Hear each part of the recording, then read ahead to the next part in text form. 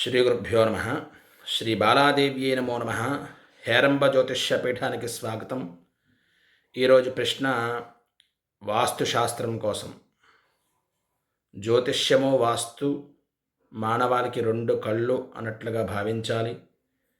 ఇందులో ఏ కన్ను బాగోపోయినా మనం అంతగా ఒక చూడలేం, క్లారిటీగా చూడలేం. కాబట్టి ముఖ్యంగా వాస్తుశాస్త్రంలో ముఖ్యంగా బాత్రూమ్ ఎట్లా ఉండాలి, ఇది ప్రశ్న. చూడండి, ప్రతి గృహంలో బాత్రూమ్ ప్రాధాన్యత సంతరించుకుంటుంది. కొన్ని గృహాలైతే కంబైన్డ్ బాత్రూమ్ అంటే బెడ్రూమ్లోనే అటాచ్డ్ చేసుకుంటూ ఉంటారు. దానికోసం తర్వాత వీడియోలో చెప్పుకుందాం. అదే కొన్ని గృహాల్లో బయట బాత్రూమ్స్ ఏర్పాటు చేస్తూ ఉంటారు. అది వాయువ్యంలో ప్రధానంగా ఉండాలి బాత్రూమ్ అన్నది. లేని పక్షంలో ఆగ్నేయంలో బాత్రూమ్ ఏర్పాటు చేసుకోవాలి.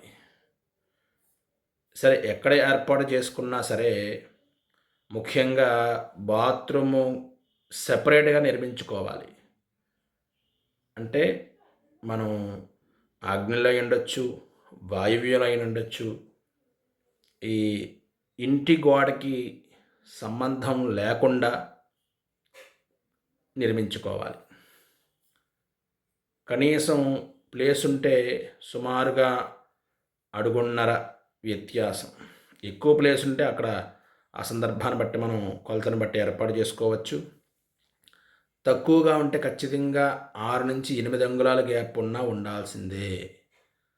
అందులో ఎటువంటి సందేహము లేదు. నేను చెప్పట్లేదు, వాస్తుశాస్త్రం చెప్పబడుతోంది.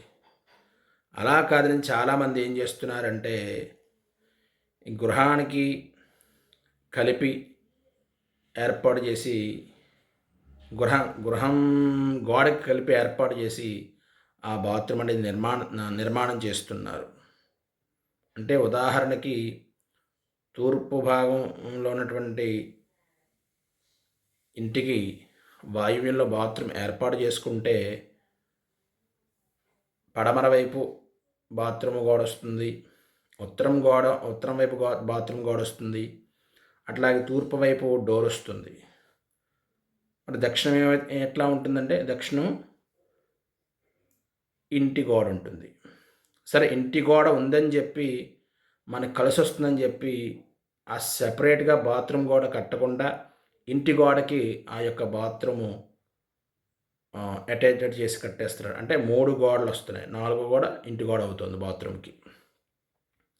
అది శుద్ధ తప్పు అని చెప్తుంది శాస్త్రంలో. చిన్న ఇల్లైనా పెద్ద ఇల్లైనా స్థలం ఉన్నా లేకపోయినా ఖచ్చితంగా ఇంటి గోడకి చేర్చి అంటే ఆనిచ్చి బాత్రూము కట్టరాదు. బాత్రూమ్ గోడ సెపరేట్గా ఉండాలి, ఇంటి గోడ సెపరేట్గా ఉంటుంది కాబట్టి బాత్రూమ్ ఖచ్చితంగా సెపరేట్గా ఉండాలి, సెపరేట్గా కట్టుకోవాలి. ఇది వాస్తుశాస్త్రంలో చెప్పబడుతోంది. అయితే లోపల అటాచ్డ్ బాత్రూమ్ కోసం తర్వాత వీడియోలో చెప్పుకుందాం. ఇది ఖచ్చితంగా ప్రతి ఒక్కరు పాటించాలి. అలా పాటించకపోతే కనుక ఇతర ఇబ్బందులు మనం చూస్తూ ఉంటాం. అది మనకి మంచిది కాదు. అట్లాగే గృహంలో వాస్తురీత్యా ఏ ప్రదేశంలో ఏ వస్తువులు ఉండాలి అని కూడా శాస్త్రకారకులు చెప్పారు. ముఖ్యంగా మనం ఆధునికంగా ఉండేటువంటి వస్తువు టీవీ. ప్రతి ఇంట్లో టీవీ అనేది ఉంటుంది. అది టీవీ ఏ ప్రదేశంలో ఉండకూడదు, దక్షిణ భాగంలో అస్సలు ఉండకూడదు.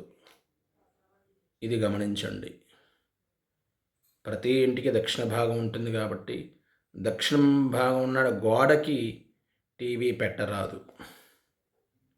ఎక్కువగా ప్రాధాన్యత ఏమిటంటే పడమర ఉన్న గోడకే టీవీ ఏర్పాటు చేసుకుంటూ ఉంటాం. కొన్ని సందర్భాల్లో ఇది తూర్పు సింహద్వారం ఉన్నటువంటి అంటే తూర్పుకు తిరుగున్నటువంటి హౌస్కి పడమర భాగంలో టీవీ ఏర్పాటు చేసుకోవాలి. కొన్ని హౌసులు పడమరకు తిరిగి ఉంటాయి. అప్పుడు ఆగ్నేయంలో ఉండేటట్లుగా మనం టీవీని ఏర్పాటు చేసుకోవాలి. ఇట్లా చేసుకొని చక్కగా మీ జీవితాన్ని సుఖమయం చేసుకోగలరని చెప్పడం జరుగుతోంది. అందరూ కూడా గమనించగలరు. సర్వే జనా సుఖినో భవంతు.